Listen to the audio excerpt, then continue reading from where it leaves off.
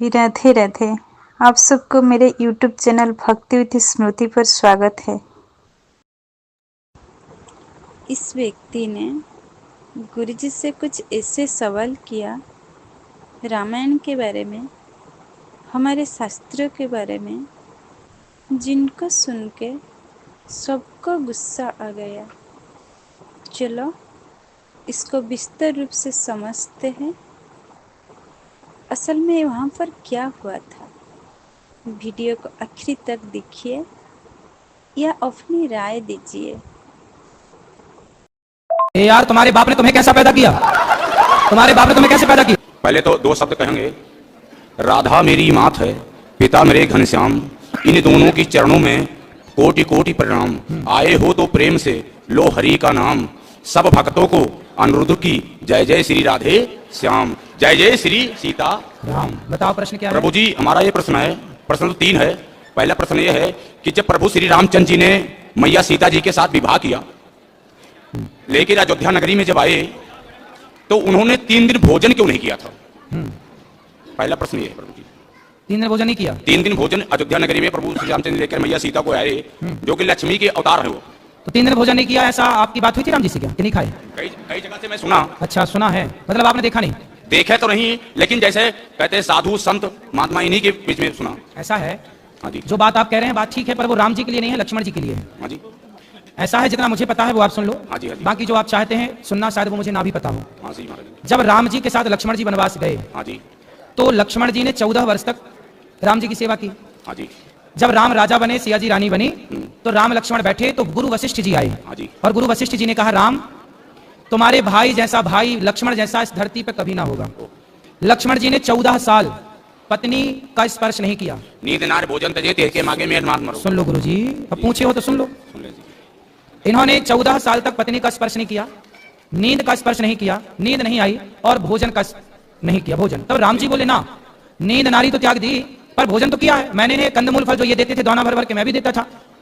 तो लक्ष्मण बोलो, तुमने भोजन किया कि नहीं? तो लक्ष्मण जी बोले, प्रभु जो आप देते थे ना वो प्रसाद, आपकी सेवा में मैं लगा था तो मुझे खाने का टाइम नहीं था, तो मैं प्रसाद को बोल देता था कि राम का दिया प्रसाद है, जब वनवास पूरा होगा तब मैं खाऊंगा। तब मैं उन दिनों भोजन नहीं करता था।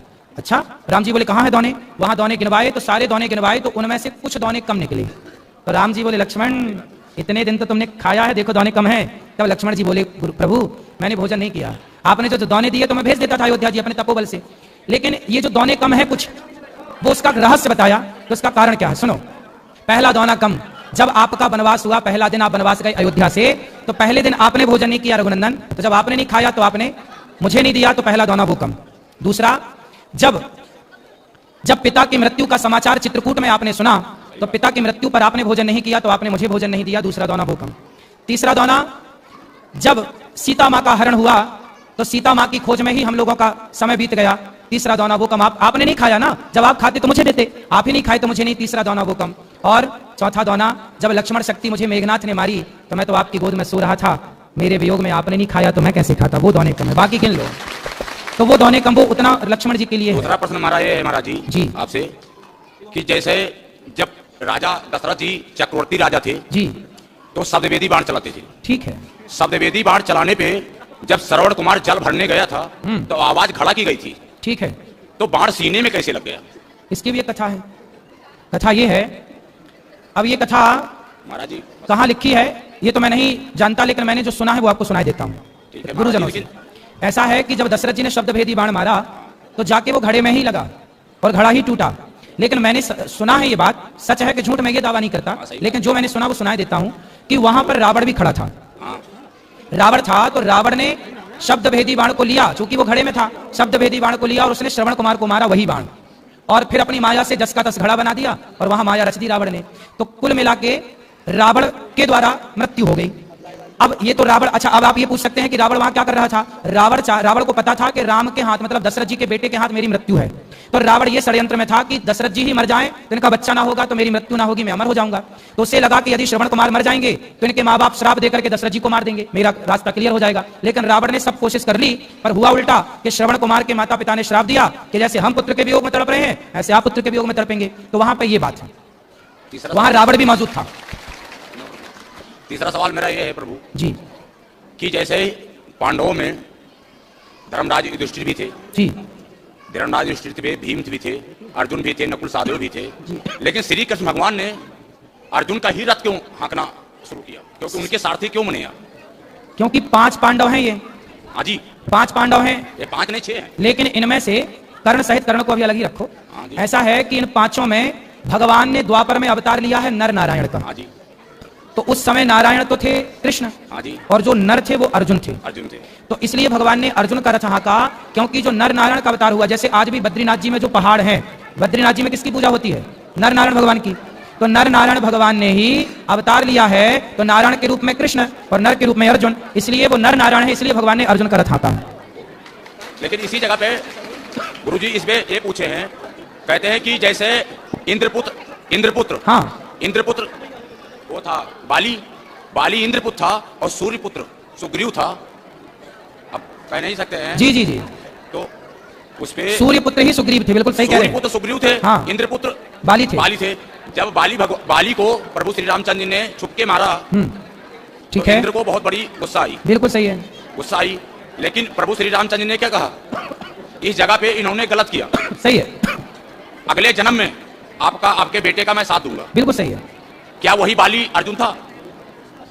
जो अर्जुन है वह इंद्रपुत्र ही है, इंद्रपुत्र ही है, बिल्कुल। वही बाली है, वही सुग्रीव। नहीं, बाली तो, हाँ बाली वही है, लेकिन वो बाली और ये सुग्रीव में, अर्जुन में थोड़ा सा भेद है। बात ठीक थोड़ा है, भेद है। कथा आपकी ठीक है, आप ये बात भी कही जाती है, बात सही कह रहे हैं आप, लेकिन तत्व की दृष्टि में थोड़ा भेद हो जाएगा, क्योंकि यहाँ नर नारायण जुड़ जाता है ना।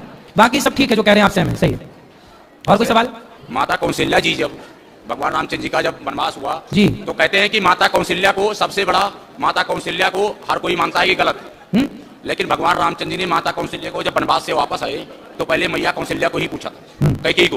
हाँ, कैकेयी को पूछा था। प्रथम राम भेटी क्या कही, सही है। तो कैकेयी जो थी, वही कैकेयी यहाँ पे आके द्वापर में देवकी बनी, बिल्कुल, देवकी बनी। हाँ। लेकिन उन्हें भगवान रामचंद्र जी ने कहा था कि आपके मैं गर्भ से अवतार तो जरूर लूंगा, लेकिन आपका दूध नहीं पिलेंगे। सही है, जब दूध नहीं पिले तो जन्म तो भले लिए, लेकिन आके नंदगांव में जन्मे। सही है, गोकुल में। ठीक, इसका कारण क्या था महाराज?